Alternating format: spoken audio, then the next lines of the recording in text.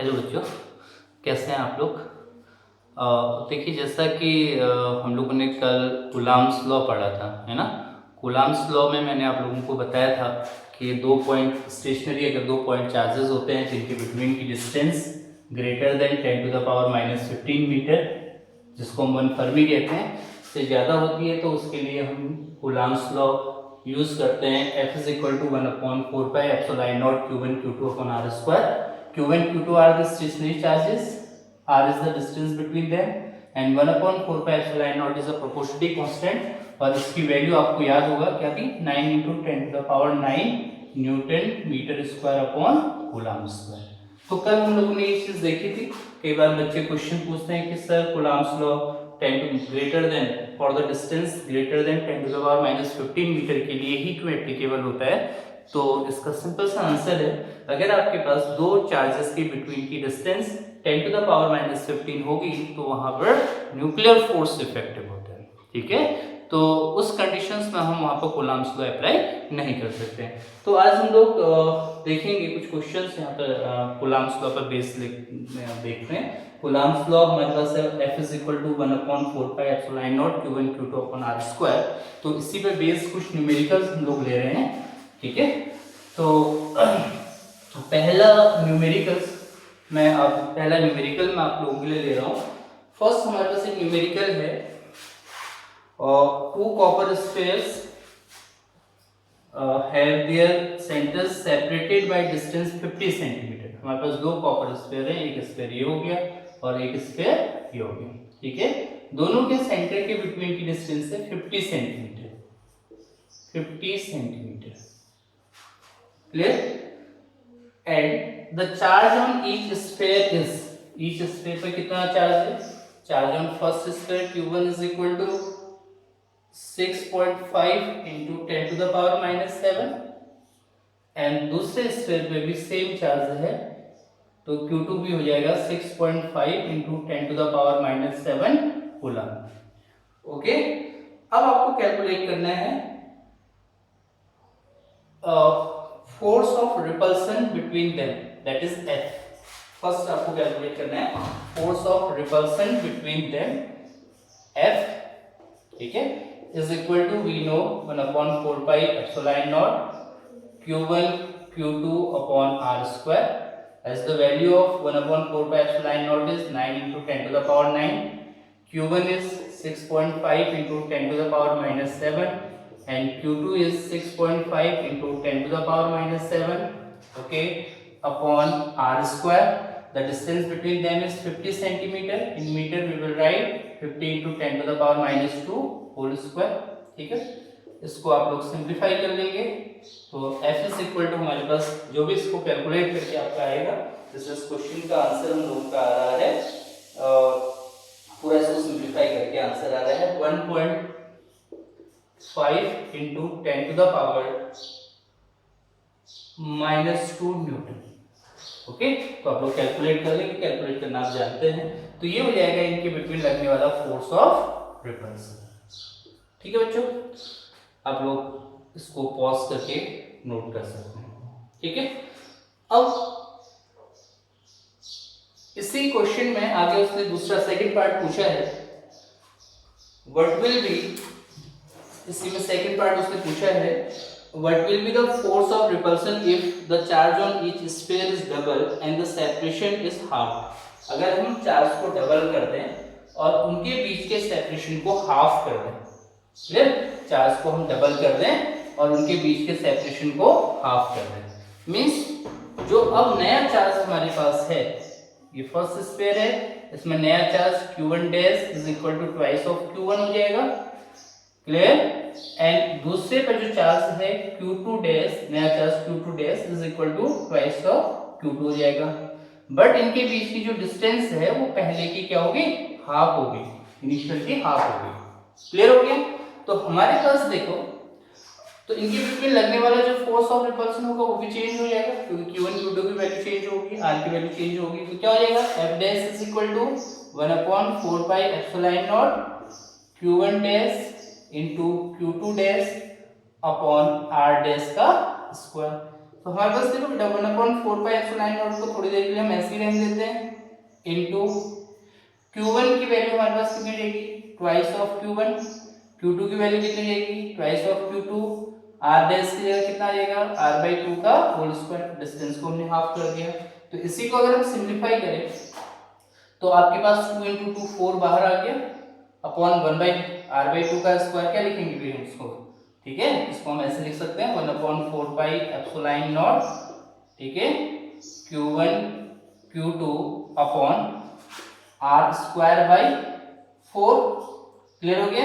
और यहाँ पर 2 × 2 4 ये हो गया हमारे पास, तो इसी को हम लिख सकते हैं क्या, 4 4 जा 16 times of 1/4 epsilon not Q1 Q2 upon R², clear. और इस वैल्यू को सॉल्व करके, इससे पहले क्वेश्चन में जब हमने Q1 की वैल्यू रखी थी और Q2 की वैल्यू रखी थी, ठीक है, और R की वैल्यू 50 रखी थी, तो उसको सॉल्व करके हमारे पास आंसर कितना आ रहा था, 1.5 × 10⁻², क्लियर। तो इसी को आप सिंप्लीफाई कर दोगे तो ये हमारे पास इतना न्यूटन हो जाएगा, new force.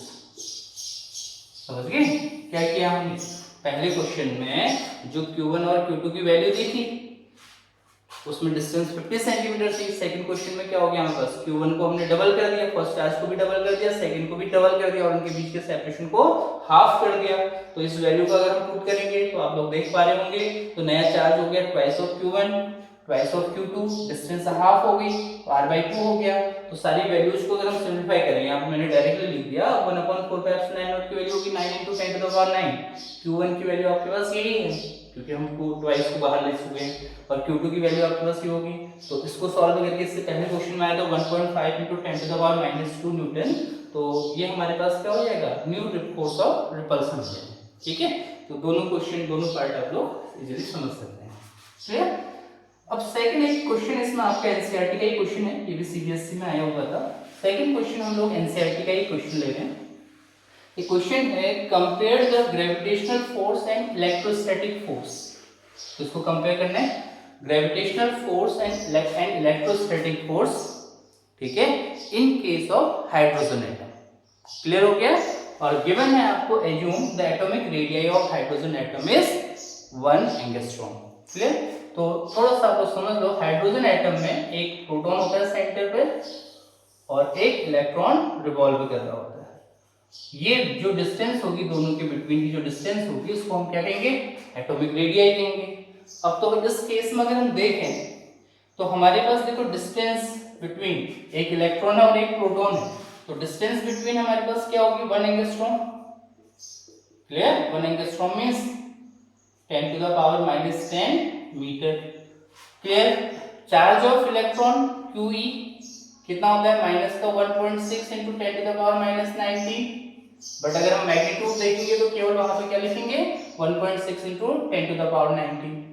And charge on proton कितना होता है, प्लस का 1.6 × 10⁻⁻19 कूलम, क्लियर हो गया।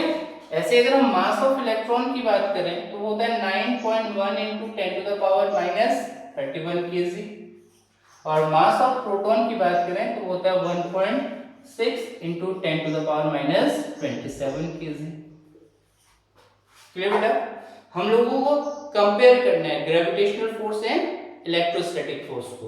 तो ग्रेविटेशनल फोर्स का फॉर्मूला होता है Fg, 11th में हमने पढ़ा था, G m1 m2 upon r²। यहाँ पर m1 का मतलब मास ऑफ इलेक्ट्रॉन, m2 का ना मास ऑफ प्रोटॉन, क्लियर हो गया। तो अब बेटा इसको अगर हम, ये हो गया हमारे पास, और इलेक्ट्रो खाली अगर आपको वैल्यू निकालनी है तो हम क्या कर सकते हैं, G की वैल्यू रख लेंगे, m1 m2 की वैल्यू रख लेंगे, r² की वैल्यू हम लोग रख लेंगे, पुट कर लेंगे। तो हमें अगर सिंपल सा कहा जाए कैलकुलेट द ग्रेविटेशनल फोर्स, तो आप वैल्यू पुट कर लोगे, मास of electron, mass of proton, distance between them, and G is the gravitational constant, universal constant होता है, ये पढ़ा था। तो ये वैल्यू हमारे पास Fg की आ जाएगी। ऐसे ही अगर हमें इलेक्ट्रोस्टैटिक फोर्स निकालना है तो हम लिखेंगे 1/4 एप्सिलॉन नॉट, या हम सिंपल सा लिख सकते हैं K times of Q1 Q2 upon r², clear हो गया। तो इनका अगर हमें ये हो गया, अगर हमें केवल इलेक्ट्रोस्टैटिक फोर्स निकालना है तो K की वैल्यू रखो 9 × 10⁻9, एंड Q1 Q2 की वैल्यू आपके पास है, मैग्नीट्यूड रखेंगे इसका Q1 Q2 और उनके बीच की डिस्टेंस 1 एंगस्ट्रॉम में, ये आपके पास वैल्यू दी हुई है। क्लियर हो गया। बट यहाँ पर उसने कहा है कि दोनों को कंपेयर करना है, तो हम इसका मैग्नीट्यूड ले लेते हैं, इसका मैग्नीट्यूड ले लेते हैं, दोनों को कंपेयर कर लेते हैं। तो कंपेयर करेंगे तो हमारे पास क्या आ जाएगा, Fg upon Fe is equal to, ठीक है, G times of mass of electron mass of proton upon R square, फिर होल के अपॉन में Fe की वैल्यू कितनी है, K is equal to small k is equal to 1 upon 4 pi epsilon not, proportionality constant, ठीक है। Q1 Q2 दोनों आपस में इक्वल है, तो इसको हम सिंपल सा Q इंटू Q स्क्वायर लिख सकते हैं, अपॉन हमारे पास क्या हो जाएगा आर स्क्वायर, तो इससे हमारा ये कैंसिल हो जाएगा, ठीक है। तो इसी को आगे आप लिख सकते हो, या नीचे हम लिख लेते हैं, कितना हो जाएगा, मैं इसी में सॉरी नीचे दिखाई नहीं देगा फिर, तो G ME MP upon K times of Q square. Clear हो गया। Q स्क्वायर को अगर आप समझ में नहीं आ रहा है तो charge of electron into charge of proton भी लिख सकते हैं, बट इसमें लिखेंगे मैग्नीट्यूड लिखेंगे, ठीक है। G की वैल्यू पुट कर दो, मास ऑफ इलेक्ट्रॉन पुट कर दो, मास ऑफ प्रोटॉन पुट कर दो, K वैल्यू पुट कर दो, QE वैल्यू पुट कर दो, QP चार्ज ऑफ प्रोटॉन की वैल्यू पुट कर दो, तो यहां से हमारे पास gravitational force and electrostatic force का क्या आ जाएगा, रेशियो आ जाएगा। क्लियर हो गया, ये सर नो कैलकुलेशन कर लेंगे ना आपको, ठीक है। अब थर्ड हम एक क्वेश्चन और ले लेते हैं, आप लोग रोक के देख लें, नोट कर लें इसको, एनसीईआरटी का ही क्वेश्चन है, सॉल्व क्वेश्चन है, ठीक है। थर्ड एक क्वेश्चन और हम ले लेते हैं,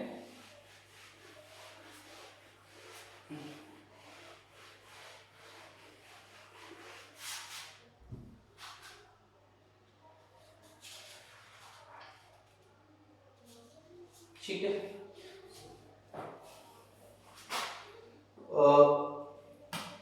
हमें 2 बॉल्स गिवन है, suppose 2 balls of each of mass small m kg, ये एक बॉल है, इसका मास है m kg, और ये एक दूसरी बॉल है, इसका मास भी है m kg, ठीक है, इसका मास भी है m। दोनों को एक थ्रेड की हेल्प से, इंसुलेटिंग मासेस थ्रेड की हेल्प से हैंग किया गया फिक्स पॉइंट से। क्लियर हो गया। अब इस पे भी चार्ज Q है और इस पे भी चार्ज Q है, दोनों का मास भी m है और दोनों का सेम मास है m और m, और दोनों पे चार्ज भी सेम है। देखो इनको अगर हम क्लोज लाएंगे तो ये एक दूसरे को रिपेल करेंगे, यानी कि ये ऐसे हो जाएंगे, तो जब ये ऐसे इक्विलिब्रियम में है तो वर्टिकल के साथ कितने का एंगल बना रहे हैं, थीटा का एंगल बना रहे हैं, ये एंगल थीटा है, ये अगर थीटा है तो ये वाला एंगल भी कितना रहेगा, थीटा रहेगा। क्लियर हो गया, ये सुन। और इन दोनों के बीच की जो डिस्टेंस है एट इक्विलिब्रियम पे, थोड़ी देर के लिए हम मान लेते हैं कि कितनी डिस्टेंस है, r डिस्टेंस है। क्लियर। आपको कैलकुलेट करना है, आपको प्रूफ करना है कि जो चार्ज होगा, क्लियर, जो हमारे पास चार्ज आएगा वो कितना होगा, Q square is equal to 4 pi epsilon not 4 mg L square sine square theta into tan theta. Clear, मैं ये प्रूफ करना कि इतना चार्ज होगा। क्लियर हो गया, जो Q स्क्वायर की वैल्यू है वो इतनी। आप समझ पा रहे हैं, हमारे पास 2 बॉल हैं, दोनों बॉलों का जो मास है वो m kg है, इसका मास भी है m kg और इसका मास भी है m kg। तो जब हमने इन दोनों बॉलों को क्लोज, इन पर दोनों का बोथ का आइडेंटिकल चार्ज है, Q चार्ज है ईच पर, अगर हम क्लोज लाएंगे तो एक दूसरे को रिपेल करेंगे, तो रिपेल करने पे ये हमारे पास ऐसे इक्विलिब्रियम पे ये ऐसे है, ठीक है, समझ पा रहे हैं। जैसे ये हमारे पास होगी इनकी पोजीशन, ऐसा जब हम क्लोज लाएंगे तो रिपेल करेंगे, तो एक कंडीशन और ऐसे आती है, जब ये वर्टिकल के साथ थीटा का एंगल बना रही है इस थ्रेड, तो ये क्या आ जा रही है, इक्विलिब्रियम पर आ जा रही है, ठीक है। तो आपको प्रूफ करना है कि जो इन पे चार्ज है उन चार्ज का प्रोडक्ट, Q स्क्वायर क्या दिखा रहा है, चार्ज के प्रोडक्ट को दिखा रहा है, उसकी वैल्यू कितनी आएगी, 4 पाई एप्सिलॉन नॉट इतने के इक्वल होगी। क्लियर हो गया। तो आप सिंपल सा यहाँ पर हम लोगों ने जो 11th में रिजोल्यूशन पढ़ा था, कंपोनेंट्स में तोड़ते थे हम, उसी मेथड का यूज कर लेंगे। देखो बेटा, इसका मास है m kg, तो इसका सिंपल सा वेट कितना होगा, mg वर्क करेगा नीचे की तरफ को, है ना। ये स्ट्रिंग है तो इस स्ट्रिंग में टेंशन T होगी। क्लियर हो गया। अगर ये एंगल थीटा है तो यहाँ पर ये वाला एंगल भी कितना होगा, थीटा होगा। इस टी के दो कंपोनेंट होंगे, इस डायरेक्शन में जो कंपोनेंट होगा जिसके साथ एंगल बनता है उसको हॉरिजॉन्टल कंपोनेंट कहते हैं, तो इसको हम टी कॉस थीटा लिखेंगे। क्लियर हो गया। और इस डायरेक्शन में जो कंपोनेंट होगा उसको हम क्या कहेंगे, टी साइन थीटा कहेंगे। आते हैं ना हम लोगों को कंपोनेंट तोड़ना। ऐसे ही इस बॉल का वेट mg भी नीचे की तरफ को वर्क करेगा। ये एंगल अगर थीटा है तो यहाँ पे भी ये वाला एंगल थीटा रहेगा, ठीक है। तो इसमें अगर थ्रेड में टेंशन T है तो इसका ये कंपोनेंट T cos थीटा हो जाएगा और इसका ये कंपोनेंट T sin थीटा हो जाएगा। क्लियर हो गया। दोनों के बीच की डिस्टेंस क्या है, r है। अब यहाँ पर आप ध्यान दें तो दोनों को अगर हम देखें तो ये दोनों जो मास हैं वो एक दूसरे को क्या कर रहे हैं, रिपेल कर रहे हैं। क्लियर हो गया। तो क्योंकि आइडेंटिकल फोर्स है तो रिपेल करेंगे। ये इस पर फोर्स जो लगाएगा उसकी डायरेक्शन इधर को होगी F, और ये जो इस पर फोर्स लगाएगा उसकी डायरेक्शन किधर को होगी, F। अब होल सिस्टम किस पर है, इक्विलिब्रियम पर है, ठीक है। तो आप देख पा रहे होंगे T cos थीटा ऊपर को वर्क कर रहा है, अपोजिट में क्या है, mg। तो हम क्या लिख सकते हैं, T cos theta is equal to mg के लिख सकते हैं। क्लियर हो गया।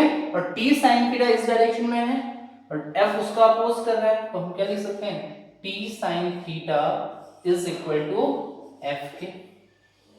क्लियर हो गया। इसको आप इक्वेशन फर्स्ट मान लो, इसको आप इक्वेशन सेकंड मान लो, ठीक है। अगर इक्वेशन 2 को डिवाइडेड बाय कर दे 1 से तो क्या हो जाएगा हमारे पास, T sin theta upon T cos theta is equal to F upon mg। Clear हो गया। T से हमारा T कैंसिल हो गया। तो यहां से बेटा हम लोगों के पास एक रिलेशन आ गई, F is equal to sine theta upon cos theta tan theta. तो क्या हो जाएगा, F is equal to mg tan theta. इसको हम इक्वेशन नंबर 3 मान लेते हैं। नाउ अब हमारे पास ये है कि इस F की वैल्यू कितना होगा, यानी कि F क्या है, इन दोनों के बिटवीन लगने वाला रिपल्सन फोर्स। तो F की वैल्यू होगी F is equal to 1/4 pi epsilon naught. Coulomb's law लगेगा कि इस पर चार्ज है दोनों पे, तो दोनों एक दूसरे को रिपेल कर रहे हैं, ठीक है। तो F is equal to 1/4 pi epsilon naught क्या, Q1 Q2 दोनों पर आइडेंटिकल चार्ज है तो Q इंटू Q अपॉन यहां से यहां तक की डिस्टेंस कितनी है, R, तो R स्क्वायर लिखेंगे। क्लियर हो गया, यस और नो। बट अगर आप यहां पर इसी को हम लिख सकते हैं Q square is equal to F into 4 pi epsilon naught R square. इसको हम इक्वेशन नंबर 3 मान लेते हैं। लेकिन अगर आप यहां से थर्ड हमारे पास ऑलरेडी है तो इसको हम इक्वेशन नंबर 4 मान लेंगे, ठीक है। अब बट हमारे पास R अननोन है, क्यों, हमारे पास नोन क्या है, हमें थ्रेड की लेंथ दी हुई है L, ये लेंथ हमारे पास कितनी है, L है। क्लियर हो गया। अगर ये लेंथ हमारे पास L दी हुई है तो ये एक देखो राइट एंगल ट्रायंगल बन रहा है। Clear, this is the perpendicular, this is the hypotenuse. तो ये जो डिस्टेंस होगी यहां से लेके यहां तक की किसके बराबर होगी, L sin थीटा के बराबर होगी। देखो perpendicular upon hypotenuse is equal to sin theta. तो हमारे पास हाइपोटेन्यूज कितना है, L के बराबर। तो ये जो डिस्टेंस होगी वो कितने के बराबर होगी, L sin थीटा के। ऐसे ही यहाँ पे भी एक राइट एंगल बन रहा है, ये डिस्टेंस L है, ये थीटा हमारे पास हो गया, तो ये भी होगी किसके बराबर, L sin थीटा के बराबर। तो टोटल R किसके बराबर हो गया, 2L sin थीटा के बराबर। सो यहां से अगर हम F की वैल्यू सब्स्टिट्यूट कर दें और R की वैल्यू सब्स्टिट्यूट कर दें तो क्या हो जाएगा, Q square is equal to F की जगह हम लिखेंगे mg tan थीटा, ठीक है, into 4 pi epsilon not. Clear. और R की जगह हमारे पास कितना आ जाएगा, 2L sin थीटा का होल स्क्वायर। और यही हमें क्या करना था, प्रूफ करना था। क्लियर हो गया, दोबारा समझाने की जरूरत तो नहीं है, ठीक है। क्वेश्चन समझ में आ गया था। तो ये सारी चीजें अगर किसी को कोई डाउट है तो आप लोग पूछ सकते हैं, नहीं तो समझ में आ गया होगा आई थिंक, ठीक है। तो Q square is equal to जाएगा mg tan theta into 4 pi epsilon naught 12 sin theta. तो थोड़ा यहाँ पर ध्यान देना, कंपोनेंट्स तोड़ना। ऐसा क्वेश्चन 11th में भी आप लोगों ने पढ़े हैं, तो सेम वही कंडीशंस है, ठीक है। तो आप लोग पॉज करके नोट कर सकते हैं इसको। फिर भी अगर कोई डाउट होगा तो मुझे व्हाट्सएप में आप लोग भेज देना, तो मैं आपको सॉल्यूशन कर दूंगा उसका, ठीक है। दोबारा समझा दूंगा। बड़े आगे चले। तो थर्ड हमारे पास ये दो क्वेश्चंस हो गए। एक और क्वेश्चन हम ले लेते हैं, ठीक है। तो नेक्स्ट क्वेश्चन हम लोग क्या ले रहे हैं, देखो बहुत सारे ऐसे क्वेश्चंस आएंगे, मैं उसका आपको कॉन्सेप्ट समझा रहा हूँ, आप लोग उसको सॉल्व कर सकते हैं। कई बार एक क्वेश्चन होता है, कल भी एक बच्चे ने मेरे पास भेजा था एक क्वेश्चन। तो उस क्वेश्चन में क्या है, जैसे हमारे पास मान लो ये एक कोई चार्ज है, एक छोटा सा चार्ज है, चार्ज बॉडी है। इस बॉडी का मास m है, क्लियर हो गया। और इस पर हमारे पास, इस बॉडी पर का मास हमारे पास कितना है, m है। एक हमारे पास चार्ज है, इस चार्ज का जो मास है वो हमारे पास क्या है, m है, क्लियर हो गया।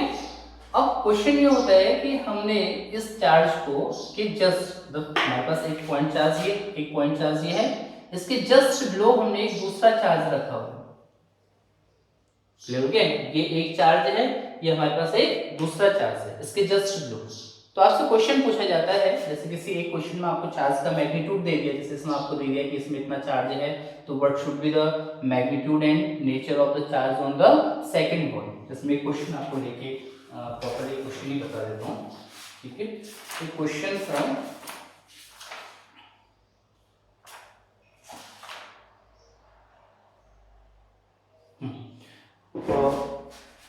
क्वेश्चन ये है कि आपके पास एक बॉल है, एक थिक बॉल है, दिस इज, इस बॉल का जो मास है वो है 8 ग्राम, 8 ग्राम, क्लियर। एंड इस पे जो चार्ज है Q इज इक्वल टू आपको दिया हुआ है 5 into 10 to the power 8 coulomb, ठीक है। तो वो कह रहा है कि what must be the nature and magnitude of charge that should be given to a second pith ball fixed, second pith ball fixed 5 centimetre below, इससे कितनी डिस्टेंस पे रखिए, 5 सेंटीमीटर below, ठीक है, of the first ball and it is stationary, sorry former ball, so that the upper ball, हाँ इस पे जो आपके पास सेकंड बॉल दी हुई है, एक सेकंड बॉल रखी हुई है इससे जस्ट बिलो 5 सेंटीमीटर पे, तो इस पे कितना चार्ज और उस क्या नेचर होना चाहिए, मतलब पॉजिटिव होना चाहिए या नेगेटिव होना चाहिए, इस बॉल पर चार्ज का नेचर और मैग्नीट्यूड कितना होना चाहिए कि ये जो बॉल है वो अपनी जगह पर क्या रहे, स्टेशनरी रहे। क्वेश्चन समझ में आया आपके।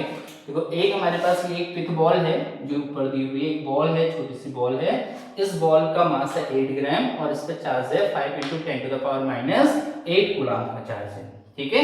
और इससे जस्ट 5 सेंटीमीटर बिलो पर हमने एक दूसरा चार्ज रखा हुआ है, ठीक है। तो हमसे क्वेश्चन पूछा जा रहा है कि इस चार्ज का मैग्नीट्यूड एंड नेचर क्या होना चाहिए कि ये जो बॉल है ये अपनी जगह पर क्या रहे, स्टेशनरी रहे, क्लियर हो गया। तो क्वेश्चन समझ में आ गया। अब हम क्वेश्चन को थोड़ा सा सिंप्लीफाई करते हैं। देखिए क्वेश्चन, देखो बेटा ये एक बॉल है, तो इस बॉल का अपना वेट है, तो अगर इसका वेट है तो हमारे पास क्या करेगा, अर्थ की ग्रेविटी इसको अपनी तरफ को क्या करेगी, पुल करेगी। अगर अर्थ की ग्रेविटी पुल करेगी तो इस पर कितना इसका वेट काम करेगा, W is equal to m into G के बराबर, क्लियर हो गया। तो ग्रेविटेशनल पुल इसको कहां को खींचेगा, अपनी तरफ को। अब लेकिन हमने क्या किया, इसके जस्ट नीचे एक चार्ज रख दिया, इसको हमने Q1 चार्ज मान लो, इसको हमने मान लिया Q2 चार्ज रख दिया, क्लियर हो गया। तो अब ये चार्ज अगर इसको रिपेल करेगा, इक्वल एंड अपोजिट डायरेक्शन में इलेक्ट्रोस्टैटिक फोर्स लगाएगा। देखो अगर हमने इसके नीचे चार्ज रखा है तो चार्ज, एक चार्ज दूसरे चार्ज पे क्या लगाएगा, इलेक्ट्रोस्टैटिक फोर्स। तो ये बॉल नीचे को ना आए, mg वेट इसको नीचे को नहीं पुल कर पाए, इसके लिए हमें क्या करना पड़ेगा, इक्वल एंड अपोजिट फोर्स लगाना पड़ेगा अपवर्ड डायरेक्शन में, क्लियर हो गया। तो बेटा ये चार्ज है पॉजिटिव, देखो प्लस हमारे पास इतना चार्ज है, तो ये इसको जब रिपेल करेगा तभी तो ऊपर को मतलब फिक्स रहेगा, वेट को बैलेंस करेगा, क्योंकि वेट नीचे को लग रहा है और ये ऊपर को जाएगा। तो इसका मतलब इस पे भी कितना चार्ज होना चाहिए, पॉजिटिव। तो नेचर आपको पता चल गया, Q2 का नेचर क्या होना चाहिए, पॉजिटिव, क्लियर हो गया, बात समझ रहे हैं। और अगर ये नेगेटिव होता तो इसका नेचर भी क्या होना चाहिए, नेगेटिव, क्योंकि तभी ये इसको क्या कर पाएगा, अपोजिट डायरेक्शन में इलेक्ट्रोस्टैटिक फोर्स लगाएगा जो इसके वेट को बैलेंस करेगा। क्लियर हो गया? तो Q2 का नेचर तो हमें पता चल गया, क्योंकि रिपल्सिव फोर्स बनाने के लिए हमें इसको क्या करना पड़ेगा, पॉजिटिव बनाना पड़ेगा। अब दूसरा क्वेश्चन एराइज होता है कि इसका मैग्नीट्यूड कितना होना चाहिए, तो उसके लिए हमें क्या करना पड़ेगा, देखो हमें कंडीशन लगानी पड़ेगी, weight W is equal to Fe electrostatic force, दोनों का मैग्नीट्यूड इक्वल एंड अपोजिट होना चाहिए, इक्वल एंड अपोजिट होना चाहिए। मतलब अपोजिट तो हमें नेचर यहाँ से पता चली गई, तो दोनों का वेट क्या होना, ये जितना ग्रेविटेशनल फोर्स लग रहा है उतना ही क्या होना चाहिए, इलेक्ट्रोस्टैटिक लगना चाहिए। तो वेट हमारे पास होता है mg के बराबर, इलेक्ट्रोस्टैटिक फोर्स हमारे पास हो जाएगा 1/4 pi epsilon not q1 q2 upon r² के बराबर। m दिया है 8 ग्राम 10⁻³ kg, ठीक है। g की वैल्यू आपके पास होगी 9.8, इसकी वैल्यू होगी 9 × 10⁹ 1/4 पाई एप्सिलॉन नॉट की। q1 आपको दिया है 5 × 10⁸ एंड Q2 हमें निकालना है, निकाल लेंगे, अपॉन r कितना दिया था, 5 centimetre, just below 5 centimetre, just below कहा था उसने, तो सेंटीमीटर को आप मीटर में चेंज कर लोगे तो 10⁻² का होल स्क्वायर हो जाएगा। तो इसको आप सिंप्लीफाई करके यहाँ से Q2 की वैल्यू निकाल देंगे, जो Q2 की वैल्यू आएगी वो तो मैग्नीट्यूड ऑफ चार्ज हो जाएगा, नेचर हमें यहाँ से पता चलेगा, तो इतना प्लस हो जाएगा कूलाम कैसा चार्ज, पॉजिटिव चार्ज, ठीक है। तो इस तरीके से, तो ये कुछ मैंने बेसिक क्वेश्चंस आपके लिए किए हैं, अलग अलग मेथड पे बेस्ड जो थे, ठीक है। तो आप कूलाम्स लॉ पे बाकी और क्वेश्चंस भी कर पाएंगे। फिर नेक्स्ट क्वेश्चन पे मैं आपको पहले सुपरपोजिशन प्रिंसिपल समझा दूंगा, देन कुछ क्वेश्चन सुपरपोजिशन प्रिंसिपल ही करेंगे, ठीक है बेटा। Thank you.